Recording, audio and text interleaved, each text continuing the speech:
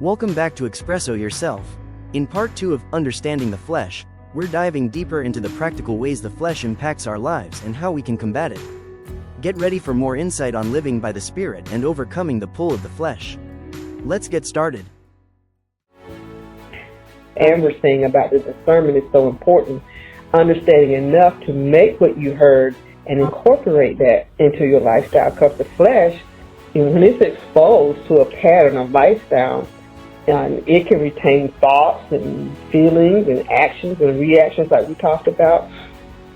And in doing so, like you say, you got to reprogram it, if you will, that no, and having that authority, like one of the sections is your authority over the power of the flesh, you got to do that, to the flesh. You got to tell it no, and y'all know I love chocolate. And there are times, I was driving back yesterday, and every time I stopped at a gas station, all that chocolate was calling in. My flesh was like, you want some? And I said, yes, but shut up, I'm going home. So, you have to, sometimes you just have to talk to your flesh and tell it before it goes somewhere and sit down.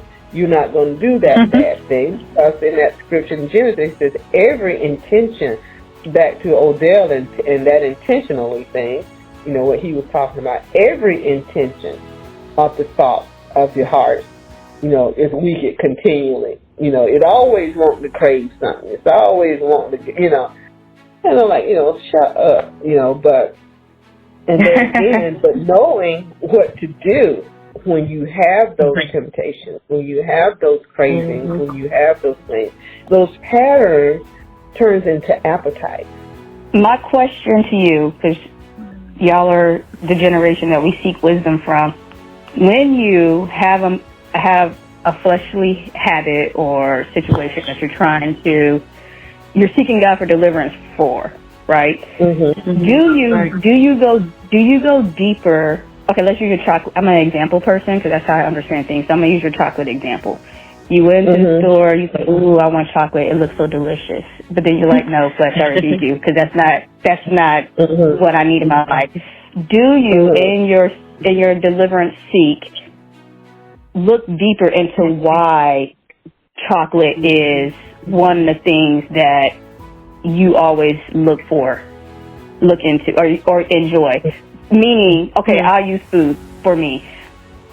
I'm asking God to deliver me from eating my emotions as I'm going through therapy and digging into, past trauma stuff that I never even really remembered about things. I find myself comforting myself with food, and instead of comforting myself with prayer or other vices, because as we all know, when you have severe trauma, that can make you spiral in different ways. And so my question is, how do you, when you dig deeper into why you enjoy a particular vice or why that particular temptation is always reoccurring, do you seek God for what's the underlying reasoning behind that emotion or habit? For instance, a lot of times when I'm really, really, really angry about something, when I'm dealing with God about something I'm seeking deliverance in, I realize that it's not really anger, but underlining a disappointment based off of entitlement thought that I thought that this is how it should have went, and I don't understand why it went this way instead. So a lot of times my anger is just a defense mechanism covering up what I'm really emoting underneath. So I'm finding that I have to ask God to show me what is the root. Like he's making me dig into the ground of my soul, which is not easy to do, mind you. So my question is, how do y'all do that and still keep it together?